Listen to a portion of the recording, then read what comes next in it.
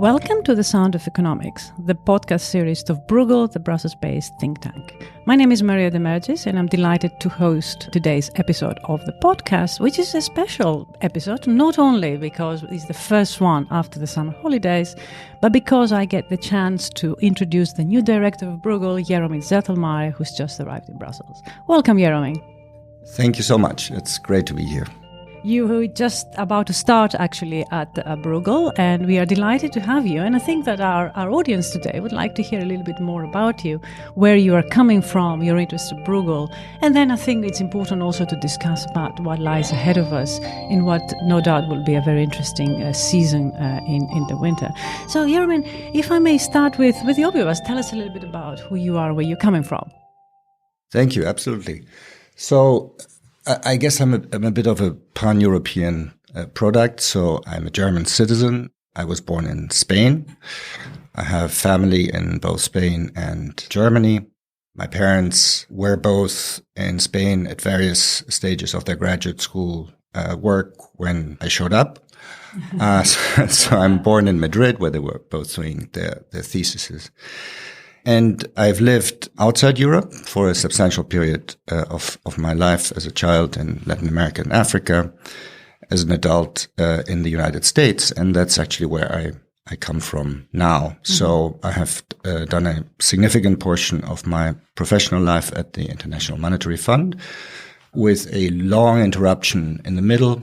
I think an 11-year interruption where I left the fund in 2008 to go to Europe, initially to London to work at the European Bank for Reconstruction and Development in a very, very exciting time. Indeed, 2008, one of the most interesting parts of economics. Absolutely. Yeah. I mean, I left Washington in the summer of 2008, and, in part because things seemed boring. No, we had just had sort of the biggest disruption since the Great Depression to financial markets, and still the fund was not in business at all. So I thought, better go and do something more exciting. But of course, then 6 weeks later, Lehman and all hell broke loose. But that affected EBRD as well. No, EBRD was really on the front lines of that. So it was great to be there. And then in 2014, I got a really unique opportunity. I mean, very rare for people like myself who are not politically connected and grew up outside Germany, to join the Ministry for Economic Affairs and Energy, as it was called at the time, to be the Director General of the Economic Policy Department. So that was a political appointment, and I don't know how I got it, but it was really a great time. That was one of my most exciting professional experiences. So I did that for a couple of years. Then we decided to go back to Washington. And so I was initially at the Peterson Institute for International Economics as a senior fellow, which is sort of, I guess, the little bit of think tank experience that helps qualify me for this job. And then I decided to go back to the IMF for a while to do more practical stuff rather than research. And that's been very exciting. So this is where you're coming from now. You're coming from the IMF. Yes. So my last job was one of the deputy directors of the Strategy, Policy and Review Department of the IMF. And my responsibility was mostly to deal with sovereign debt problems and sort of external macro policy issues, more generally, capital flows, exchange rates, and so forth. People have policy responsibilities there, which basically means kind of thinking about how the IMF should approach things. And then you have a sort of second leg, which is you are a so-called reviewer for what the country teams do. And that tends to be kind of an eclectic mix. So, I had a really interesting group of countries. At the end, I had the Euro area, which sort of counts as a country, even though, of course, the individual members of the Euro area also have IMF missions and their own reviewers. I had the United States, which was super interesting, particularly in the last year. I had Lebanon, super interesting and very, very, very difficult, depressing case. I had Italy as one of the big Euro area countries. And then for a while, I also had smaller countries like Haiti, for example. Also very interesting. So it was a very wide. Yeah, indeed, very wide. But it's also very important to understand also the global scope here. So tell us a little bit about your interest at Bruegel. Well, I mean, it's a dream job, right? I mean, it's Europe's premier economic policy think tank. It was founded by friends of mine that I hugely respect, Jean Pisani-Ferry and Nicolas Véran. I had very good relationships with the former director, Guntram Wolf. I think you have done a super job. And, generally it is an exciting place. It's also, I find, quite unique in its internal culture. So it feels very cohesive, very team-driven, very uncomplicated. I wouldn't say it punches above its weight, but it certainly punches a lot. Yeah, the output is pretty amazing. I'm still not quite sure, as I told you, I think yesterday or so, how you actually do it. So I will find out. I will find out in the next few months. So I'm also a little terrified to screw it up, right? Because clearly there's sort of some secret sauce here, and if I don't quite understand it, then I might screw it up. But basically, it's a huge opportunity. It's a perch from which to influence the European economic policy debate. No, that's its mandate, and it's just great to be back in Europe. That's wonderful. And Bruegel will do great, actually, to capitalize on your international experience, which is absolutely essential for trying and address some of the problems that we have ahead of us. So I think perhaps we can then move on a little bit on what lies ahead of us. And there is no doubt lots lies ahead of us in terms of economic challenges. Bruegel will be certainly trying to address and be part of the discussions at the very least on all the problems that come ahead of us. We are in the middle of an energy crisis. The macro outlook, and here your macro experience will be invaluable to Bruegel. The macro outlook does not look good. I'd love to hear, and also our audience, I'm sure, would love to hear your take on, particularly how long that would last. And in fact, I think because we are a European think tank, I would love to hear a little bit more about your vision of Europe, if I may call it this way, but where do you see Europe? Right. Okay. So this is very helpful for me because having only just, in a sense, returned, the one thing I'm not very good at is sort of the nitty-gritty of the Brussels policy agenda. So that I have to learn, except in the area where I work myself, which is sort of more on the fiscal policy side, fiscal rules and so forth, where we have, I think, an important agenda item coming up. But sort of going back to the question, so I guess you can say something about where we stand in Europe with economic policy challenges and challenges more broadly, from like a super high level and sort of a medium level. And anything below that, I'm not good at least not yet.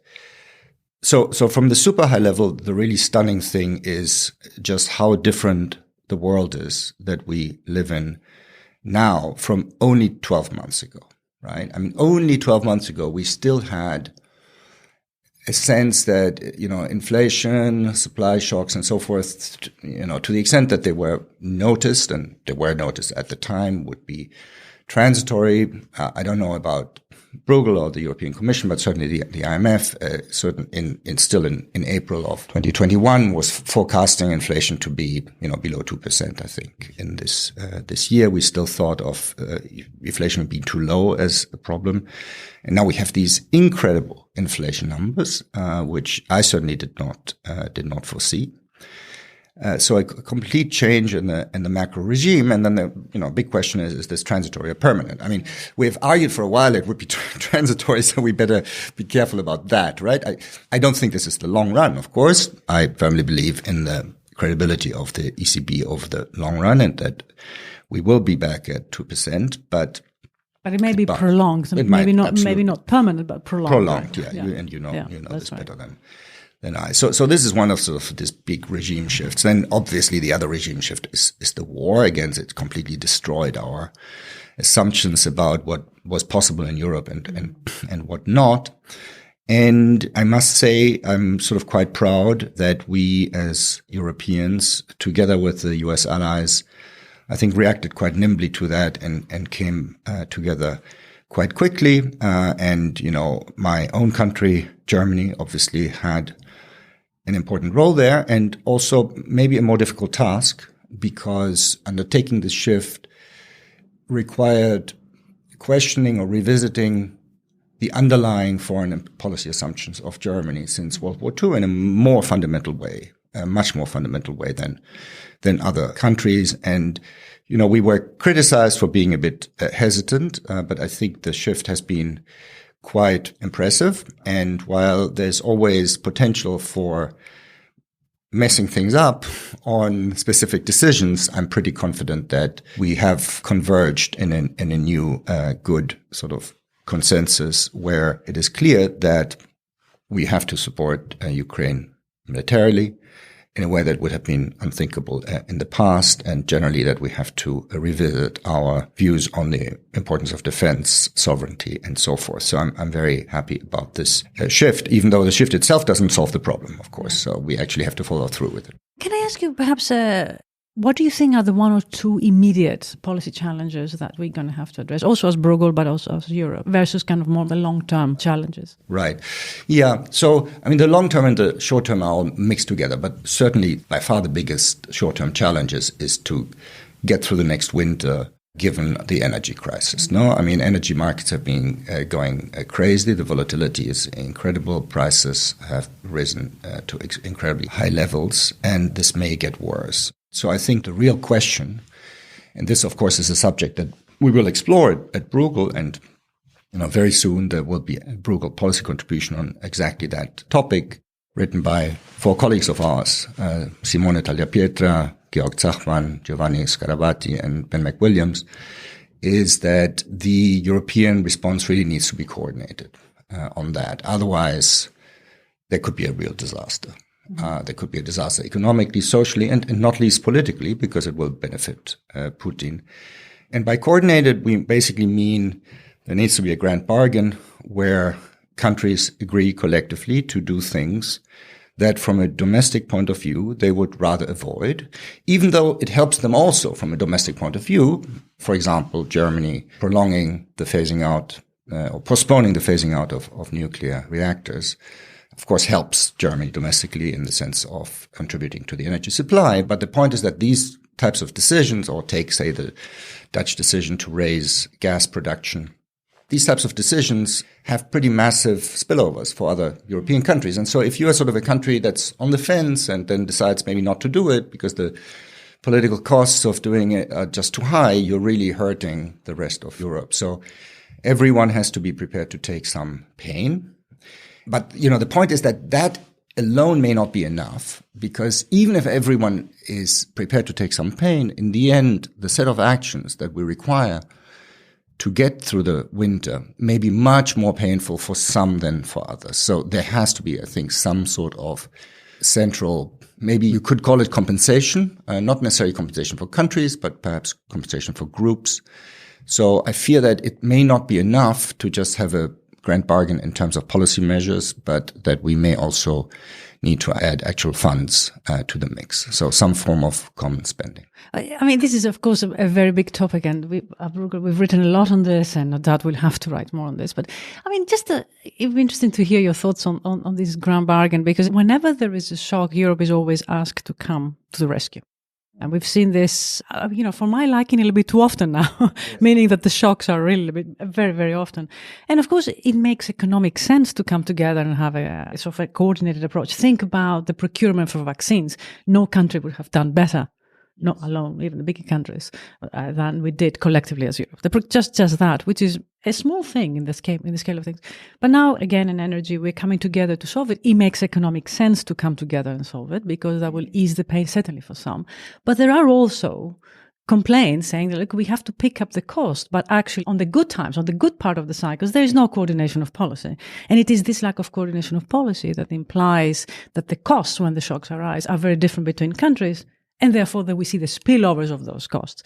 So on this, while we have to coordinate when trouble arrives, shouldn't we coordinate also in the good times such that the costs in the bad times are smaller? It's not sustainable, ? Or is it? To just expect Europe to come together and solve problems when actually Europe should come together and design the good time. Okay, so I have 2 responses on that. So the first one is I absolutely agree with you that the best would be to coordinate in all times, not just in bad times. And so I'm one of the proponents of something like a permanent fiscal capacity or even fiscal union of some form in the European Union, as have been other Bruegel scholars before me, as has the International Monetary Fund that I just come from.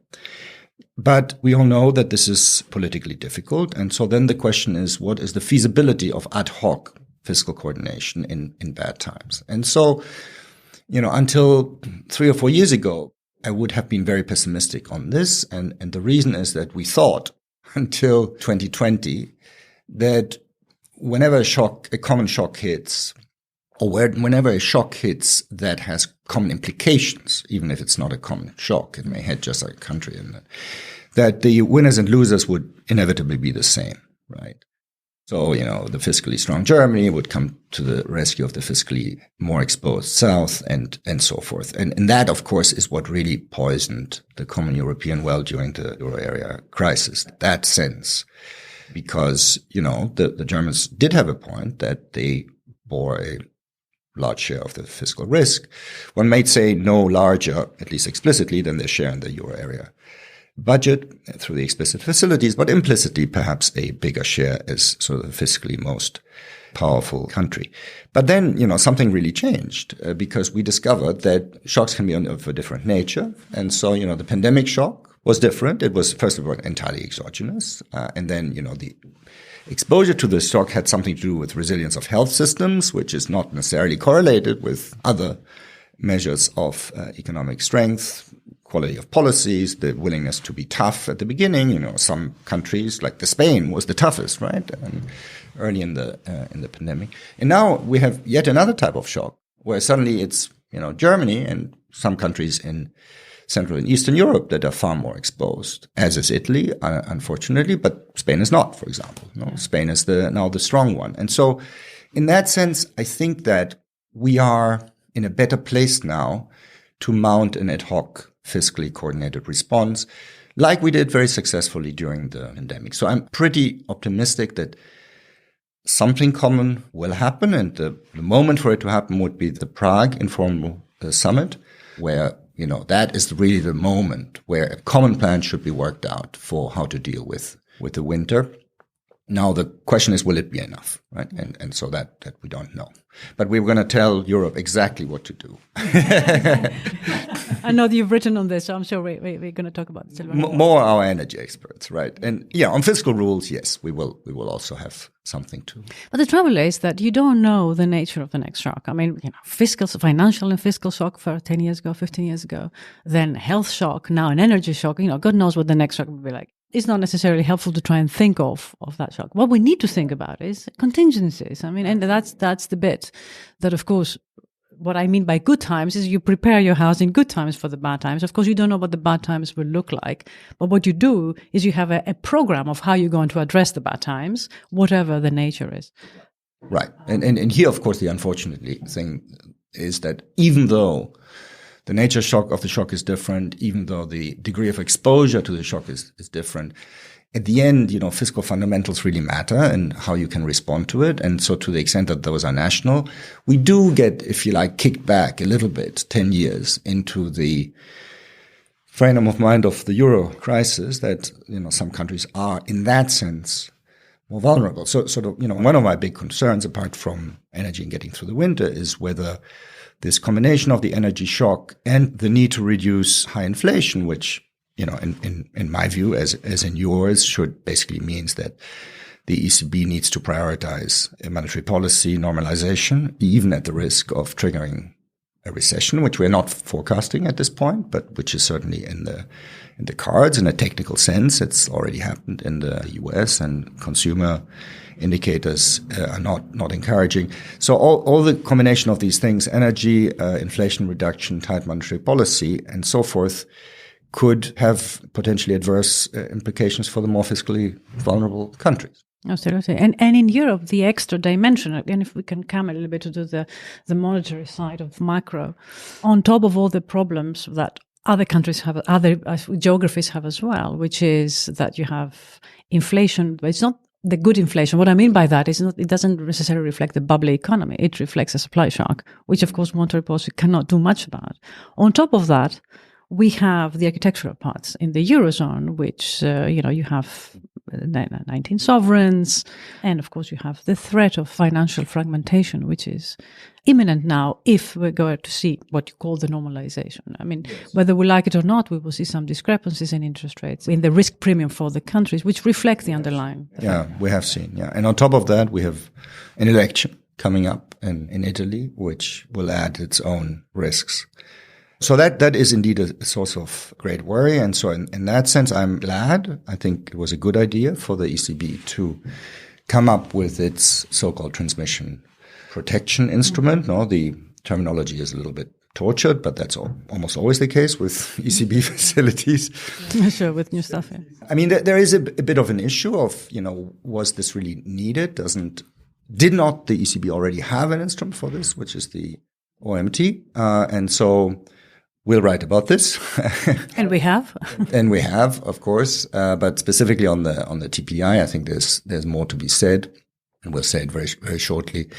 Very broadly, sort of my view on that is that there is room, I think, for an instrument that, in a sense, trades off exposed and ex-ante conditionality, right? So the OMT takes everyone in, right? In that sense, it's unconditional ex-ante, but imposes heavy conditionality exposed through NESM-supported adjustment program. And this is a way of, in a sense, getting more serious on ex-ante conditionality by putting down these 4 criteria that must be satisfied, but is light or actually does not have exposed conditionality. So I think this makes complete sense because it enables you to help a particular group of countries that would simply not want an NESM program.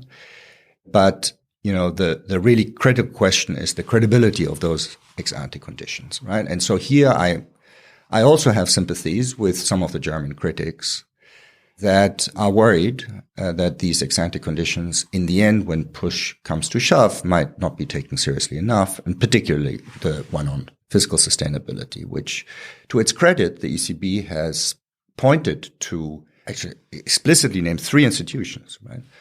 The European Stability Mechanism, the European Commission, and the International Monetary Fund that would be heard, in a sense, that would be reflected in the assessment of fiscal sustainability. But ultimately, of course, the decision in that announcement is that the ECB itself is what matters in that assessment. And do you think that's the right way around? The political economy considerations behind that is that? So I'm torn on that. So I understand why the ECB did this. They do not want to be held hostage to an outside process that they cannot be controlled. They may even feel that this, to some extent, infringes on their independence. But from a contract theory, from an economic perspective, there is an issue that if you have an instrument that is supposed to be and has a clear economic rationale in a very narrow set of conditions, but when used outside that narrow set of conditions,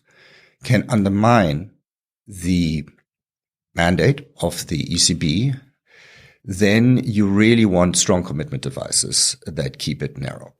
And so this ambiguity that ultimately it's the ECB judgment, I think makes many uncomfortable, including myself. But as I said, I'm torn, and I was really pleased with the fact that the ECB explicitly stated that it would look to the debt sustainability analyses of other institutions. I think it would be very difficult for the ECB to actually use the instrument if the Commission, the IMF, and the ESM say this is a high-risk country, right? So in that sense, I think they did pretty well. And it's difficult for me to think how you could have done it better. But having said that, I won't commit to that because I have to think about it more. Well, I mean, I think, we've toyed a lot with this issue here at Bruegel, and I'm coming back to the architectural failures of EMU, because by definition we have architectural failures. In the principal agent, straightforward theories, we still don't know who is the principal to the agent called the ECB. And this generates political economy problems, and which actually, you're torn about this because we are moving in the direction where the agent actually kind of ignores the principal. But of course, if we don't know who the principal is, yes. Well, I mean, here, let me be Germanic, right? So the principle is the legal framework, the mandate, right? So there is, in some sense, an abstract principle reflecting a political consensus, or at least a political negotiation at the time of the Maastricht Treaty, that wanted the institution to function in a particular way. It was heavily influenced by Germany, but not only.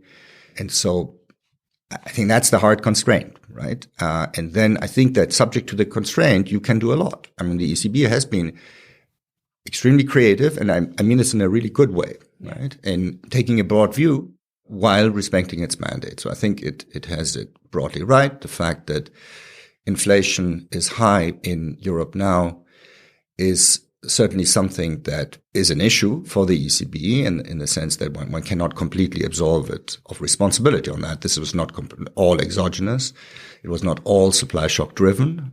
Clearly rebound from the pandemic recession, stimulus of various forms, monetary, fiscal, had something to do with it, but less than in the United States. And of course, it is a worldwide phenomenon. So not something that a particular institution can be blamed for. On the other hand, this is supposed to be the most independent, most inflation-focused institution among central banks. And so there is an issue there, and they have to take it very seriously, and I'm sure they will. I'm already seeing this. We're going to have a lot of discussions on these issues. But before we close our conversation here, I mean, I would like to maybe spend a few minutes thinking also about the long run, just by use of giving a little bit of an idea, the direction of travel, the challenges, the geopolitical challenges that, of course, are, many, and how they impede or they need to necessarily inform economic discussions. The place of Europe. I mean, you will have no doubt many opportunities to discuss these issues. I mean, the role of China, Africa as a continent that we often forget in Europe. And of course, we talked about elections. We're going to have also US elections pretty soon. What are the risks in that respect? What kind of things keep you up at night? Right. So it's, again, a two-sided story. So the one side of the story is that the external pressure is bigger than it was. The external threats are much bigger than it was. The size of Europe as a part of the world economy is shrinking. The ecological challenges are going up. We've had a terrible summer as far as heat waves and droughts are concerned. So the environment is just much tougher than it was for most of the post-war period. Then the upside is that a defining characteristic, unfortunately, of Europe since World War II, and this has to do with the political economy of the European Union and its predecessors, is its love for avoiding hard decisions, muddling through, postponing the necessary. So what I mean by that is that while the outside conditions are very difficult, there is a lot of room to improve on the coherence on internal policy making and the quality of internal institutions, particularly on the fiscal side, right? As we would say in Germany, there's Luft nach oben. There's a lot of kind of space to grow. And so there is a sense, and this goes back to this old saying that Europe grows through crisis, that if the policy reaction, if the political reaction to these external threats is sufficiently strong,